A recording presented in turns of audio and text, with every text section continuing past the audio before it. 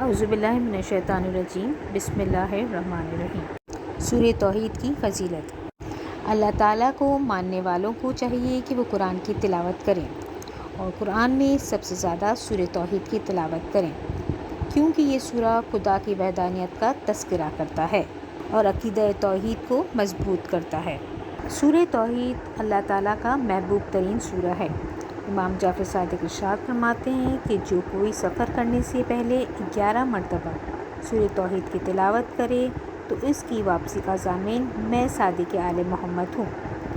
ایک اور روایت کے مطابق جو کوئی سفر سے واپس آ کر یہ 2 کام کرے: نمبر 1 سلام کرے چاہے گھر میں کوئی بھی نہ ہو، دوسرا سورہ توحید کی تلاوت کرے۔ فرمایا مولا اس کا کیا ثواب ہے؟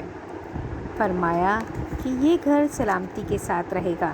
نمبر 2 اس میں گھر والے سلامتی کے ساتھ رہیں گے، یعنی کوئی آفت اور مصیبت میں مبتلا نہ ہوگا۔